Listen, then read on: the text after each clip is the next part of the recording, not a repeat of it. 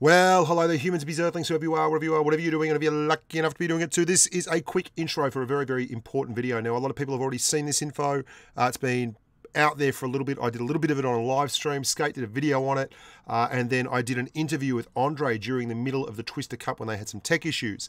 Andrei is the head of global publishing for Blitz, I believe. I could be getting that title wrong.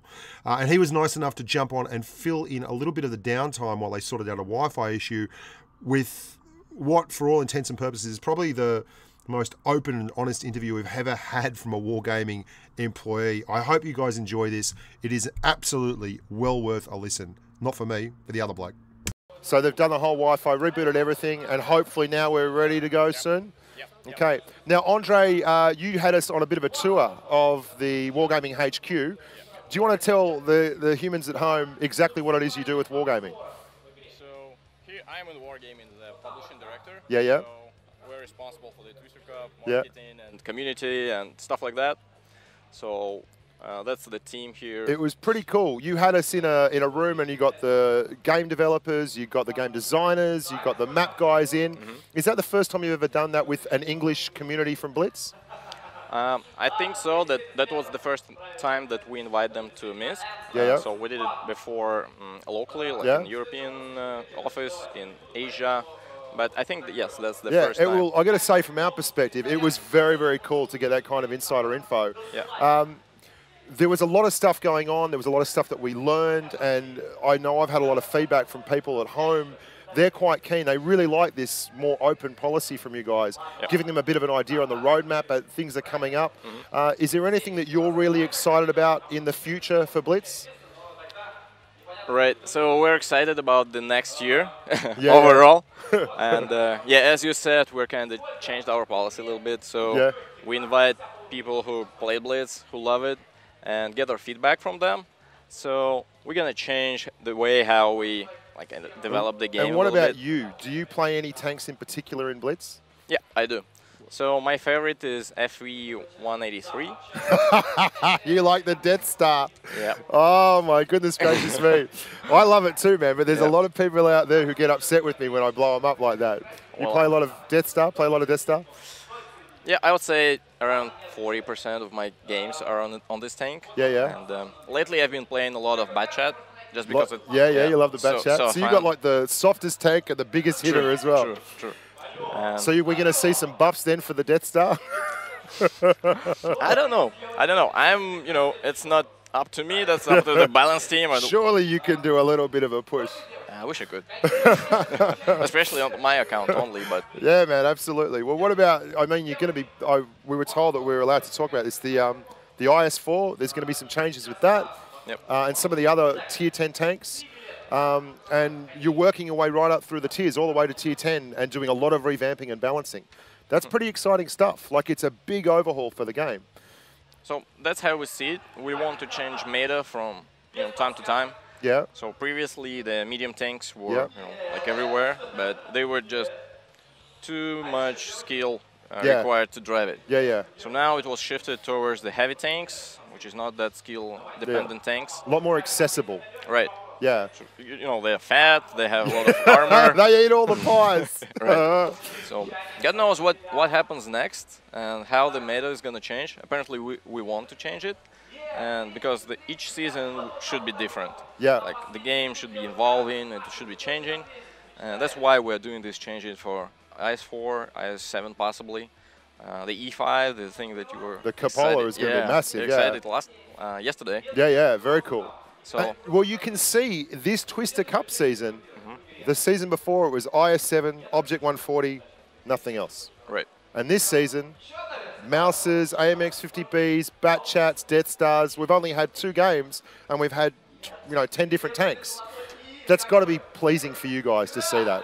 True. And what's interesting, when there was a tournament in Tokyo, I was pretty surprised to see FV 215 there, 215B. And the T110E3. They were driving T110E3s. I was like, guys, why are you playing these things? Do you think they're fine? They're that's the Asia server. They're crazy. They'll play anything. And they're very, very different to all the other servers, I find. EHR, I'm pretty excited to see how these guys go. They're a bit of a wild card, a little bit different. I'm actually, they are my personal favorites. Just really? Yeah, because they fought their way all the way through all the bottom qualifiers. Yeah, they did, didn't they? They came right up from the bottom all the way through. They're a bit of a star team now. They've taken out ID. They took out everyone. X-Range. Yeah, and they were Tokyo Game Show winners. So it was pretty exciting to see them get up. If you could pick one tank, no, I can't do that to you. I'm basically going to ask you to nerf the Dracula, but I'm not going to do that to you. We won't do that. So you like the Death Star. I like the Death Star. There was a few of the boys in the meeting yesterday who weren't. One of them in particular, Stutsk from. He was trying to get the Death Star nerfed, and everyone was jumping on him. No one else wants it nerfed, but he's a pretty hardcore man. Do you see maybe a bit of a move away from the mediums and everything, but do you see TDs changing their role at all? That's an interesting question. You know, I don't think I have enough skill, you know, in the game to consider it. But what I've read yesterday on the news was the comment from C4 Captain. Yeah. Because of this equipment buff, there was just, you know, slightly buffed, you know, penetration. Yeah, big change for them. Yeah, but that's a big change, yes, for esports. While on the random it's like, plus 10%, who cares? Well, I saw that. The Perfect Mind had a video up where he had the IS-7 and the Yay Panzer E100. And with the changes to heat, for those of you who don't know what we're talking about, there's now a big benefit to firing heat rounds and HE rounds. And it was able to pen the turret of the IS-7. Now, the big problem is that happens just before a tournament. Right. So that changes a lot of the strategies these guys use because different penetration values really affect different tanks. There was a lot of very sad campers when they found out they had to rejig their tournament teams and think about different stuff like that. But I like it. I think making them move a bit maybe makes it a more fluid tournament, makes it a more interesting tournament.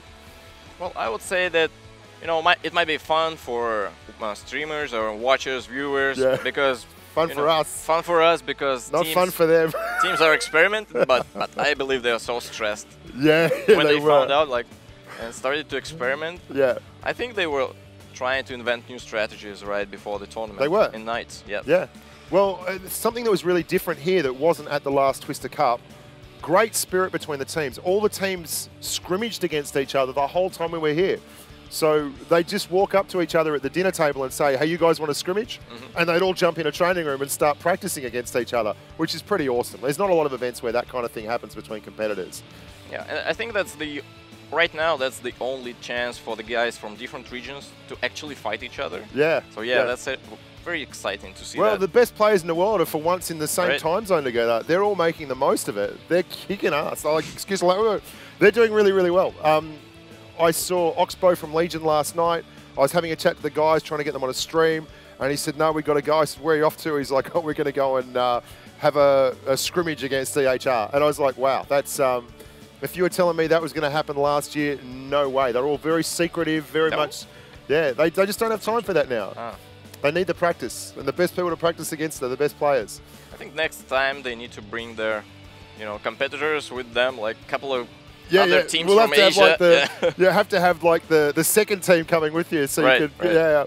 So we were really lucky. We got to go to Minsk to the HQ here, and wow, that's an impressive building. You guys have done some great stuff there. How many people have you got working there? So right now in Minsk we have around almost 2,000 people. Wow. And well, that's basically Blitz team, global marketing, all the tanks team, all the administrative stuff. Yeah. So that's why it's so big, the building. Yeah. And I can tell you more that that's not the only building that we have in Minsk. Well, there's other parts of the world where you guys have big teams, isn't there? Like you've got people in Cyprus, in Tokyo. Yep. It's very much a global company. You guys are really doing a lot of things. With Blitz, there's been a big focus for you guys on esports. You're really going big into esports, into the tournaments, trying to make some of these like younger players into stars, into personalities. That's bigger in Russia at the moment than it is around the rest of the world, isn't it? Like Russia is really big for Blitz. It's the mainstay. I would say in terms of people, yes, that's like 1/3 or 1/4 of or almost half. Yeah. Almost half of our people are from CIS region. That's crazy, isn't it? Yep. They'd have to be the favourites. Like from that kind of a player pool. True, and well, if you take a look at their composition, and experience, so they were the winners of last year. So the captain and some guys are still in the team. Yep. And C4 is actually a big organization. They have around 4 teams, and apparently this team that represents CIS today, they pick the best out of their whole organization. Team, yeah. So that's a lot like Pramo, the North American teams. Exactly. They are very much based on the same blueprint, and it's no surprise. There's a big crossover between Pramo and the Russian guys. Vovko's Russian-speaking, and I believe he was born maybe in Russia or something like that. Mike 8, Russian-speaking again. There's a real connection there. The Russian thing is it spreads its tendrils all over the place. And it's interesting, C4 won the last tournament, even losing 3 people to visa issues. They didn't have a full team there. True. And this time, the North American guys have come over, and they're missing 3 guys as well. So it's going to be... Interesting. Yeah, twist and turn about. It should be pretty exciting stuff. Actually, that happens pretty frequently in esport, especially when one team have to travel like long distance. Not like Legion, because Minsk is quite close to where the guys are from. But for teams from NA and Japan, that's always a risk to lose someone on the way. What about, you never see any teams from Australia because we just have to travel too far. We're also rubbish as well. That's the other thing. I thought you teleported here. Well, mate, maybe not me, but the rest of my clan are rubbish. That's out to you, Snake Eyes, and all the boys back there in Australia. So, mate, I'm really excited to be here. It was a bit of a dream for me to come over and talk to the developers. You guys, you've got a roadmap for the next year. Esports is a big part. Game balance is a big part. Are you going to be introducing any new tank lines you're allowed to talk about, or anything along that path? So, new tanks is a part of the balance strategy. I would say that we have plans to release more Chinese tanks, and that's related because the game is going to be released in China by the end of this year. So it makes sense to let Chinese people have their Chinese tanks. Yep. Other than that, I'm not sure that I can say much. Well, that's a fair bit for us, yeah. And not because I'm trying to hide something, but you don't want to promise when you can't always deliver. Because there were several occasions when we were thinking that we are releasing this line, and then we'd switch it in the last moment for different reasons, like technical and mostly technical, basically. It was a bit of an eye-opener for me, and I know a lot of the other contributors, just how complicated balance and how many people are involved with the game. Yep. Both map design, balance team, the guys who do the server-side stuff, the overall head of game, and everyone's got to sign off on this stuff. True. Because, you know, to make a decision that you have to change something in the balance, you have to consider everything. You have to consider the stats of different segments of players. Like the top players may have one type of stats on a certain tank, while newbies, they might be even better on this tank. Yeah. So what do? Do you want to nerf it? Do you want to buff it? And you know, when you nerf a tank, it doesn't mean that it's gonna be played less. Yeah. You can, you know, get very bad sentiments on that, but on the other hand, nerfing one tank may mean that the other one is going to get better by default. Yeah. Because that was like a counter to this tank, or, you know, people are saying that Farge, the current Farge, is the worst variant of Object 268. It is. It is, yeah. But it doesn't mean that we need to nerf or buff Farge to change the meta. Yeah. Because the overall domination of TDs is, you know, was in the meta before. Yeah. And now when we do the balance changes, just by bringing more heavy tanks to the game, may kind of liquidate this difference. So it's always so complicated to make a change, and whatever you do, usually you fix something, but something else breaks. And I'm going to tell you now, whatever you do, someone's going to be unhappy.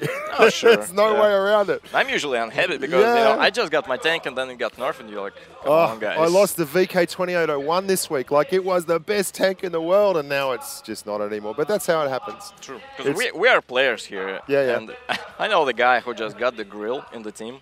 Yeah. And then grill got nerfed, and like, it's good to know you feel the heat like us, mate. Why but at least you can go into the office and yell at someone. I mean, I can, but it doesn't help. Do they listen? No. No. I mean, they can give you proof why they do that. And they show like, you why. Well, yes, that's just only me. Yeah, so, it's true. So. I got to say, it was a pleasure for me to be a part of that. I really enjoyed that. For me, I mean, this is the highlight of the trip, the Twister Cup itself, but getting to go backstage and hear the reasoning and the complexity and the nuance of it all was pretty special. So next year, you know, what you said is that it would be interesting to know what's the plans and what's the thinking behind decisions that we are making for the next year. Yeah. So when we have the final or a sketch of the roadmap for the whole year, we'll produce some. We'll give away this information. Yeah. Just we may not have all the details. Yeah. But at least that the community would know what we're working on and why we're working on that. That's lovely. I mean, that you can't do any fairer than that. Like if you give people a bit of a heads up, let them know where the game's going, where you want it to go, at least then there is always a little bit of a rationale behind stuff, and people can, you know, plan ahead. And ratings battles are going to be a big thing for you guys as well. Yeah, exactly. So in a couple of next patches, we're going to do some changes, some improvements to rating battles, because I would say that we know all the issues and what people want about how we want to have tier 8s, for example, in ranking battles, or that the corridor, you know, the teams from totally different ranks can get into one battle. Yeah. That's we know about that, but you know, when you try to kind of narrow the corridor. Well, that was interesting because at the bottom of the ratings page, when all the news was released, I read it and I'd said to a lot of people, it says, "This is our pilot. This is we're learning. This is like a test." But a lot of people don't read that bit. They just read the top bit, like ratings battles is here. And down the bottom it says, "Hey, we're working on this," you know. Sure. And so the next bit of ratings battles should be pretty exciting. I'm really looking forward to it. Yeah, and we really like the rating system because just give you another layer of why you would play. And right now I know that some players, they can reach the top rating, and what do you do next? So we'll be trying to fix that. I prefer ratings battles to any other form of the game. I love ratings battles because it's a real test. You get to play against the best players, and the higher you get, the harder it gets. Whereas, you know, in public games, you can be very much at the mercy, and it can be a very random event. Did you play ratings battles? I play only rating battles. How did you go? Can you tell us your rating, how you went? Mine is around 3,200. Oh, don't tell me. I was 5,000. You're all right. Oh, okay. So it's current. I wasn't 4,000. I tell you what, it was funny. I was carrying on in the meeting, and I was saying, "Oh, but when I got to 5,000," and then the guy from Europe turns here, "Yeah, I felt the same. When I got to over 6,000, it felt like I was wasting my time." I was like, 6,000? What are you doing? Yeah. Are you kidding? What's your win? 75% or something? So I play, as I said, the Begun, the Conquer. They're just tier 9. For some reason, I just love it. And T30, also tier 9. So I would say that they are not in meta right now. And I have an access to the winning percentage for the all clusters. And I see that they need to be buffed. I think one of the best things you guys ever did was remove +2, -2 matchmaking. +1, -1 matchmaking has made things a lot more even for newer players as well. Are you looking at making any changes to the game, possibly to make the experience for newer players and people who are just starting the game out a little bit easier? Yeah. For the next year, this will be among our top priorities to make life at least easier for newbies. Yeah. Maybe to have them play and have less features in the beginning, just to make them learn the game step by step. Because right now, true, when you get into the game, you're just overwhelmed with all this stuff. There's a lot of stuff going on now that didn't used to be there. Provisions, spare parts, equipment, crew skills, boosters, all that kind of thing. Like it's very daunting for newer players. I think that's a great thing. If you can do that, maybe we get more people staying with the game. We get bigger. I'm a big fan of that. I think the quality of life stuff is not talked enough about on YouTube and in the community. But if you can make the quality of life for the newer players better, the whole game gets a lot stronger. I think that's a big thing. True, and that's our interest too, because we want the players to not only like suffer in the game or just stay there at any cost. We want their skill to grow. Yeah. And for that, they need to be interested. They need to be excited and not like launch the game and go somewhere and die with a one shot. Be food for you. Yeah, I don't know what you call it in Russia, but we call it seal clubbing in the North America and the Asia server. When you go out there and you load up your fully equipped Matilda or something and just start popping off the new players. It feels bad, but you still do it. Like, you got to get that win rate somehow. True. Yeah. That's not the best scenario. But don't do that. Don't do that. That's like 12+ year game. Yeah. So there's the Twister Cup is obviously a big tournament thing for you guys. Do you have any plans to do more tournament stuff in the future? So yeah. Sorry. So esport, as you said, like it's a huge for Blitz. It's very important, interesting, and yes, last year we had one Twister Cup. So this year we already had tournament on Tokyo Game Show. Yeah. We just had Mobile Masters. You were there in Las Yeah, Vegas, I did Vegas. I did the Tokyo Game Show, but it was from my roof, from the attic. That's a good place. Yeah, the space station. We like roofs, right? We're at the roof here. This is a lot bigger than my attic. So next year we'll have Twister Cup around the same time because that's our main tournament and like a world championship. But who knows? We may change the format. Like we have 4 teams now. We can bring more if it's required. If we see that there is value in that. But other than that, what we're thinking about right now is that when Twister Cup ends, what do these teams are going to do? Yeah. So yes, they have Golden League. They can do these tournaments in the game. But we are thinking and working on tournaments that we can give them and have something to play on a regular basis. Yeah, like keep them interested. Yeah, each week or each second week or each month. So they need to know the plan where they can participate and build their strategy around that. I'm just waiting. I'm getting a little bit of info here. Okay.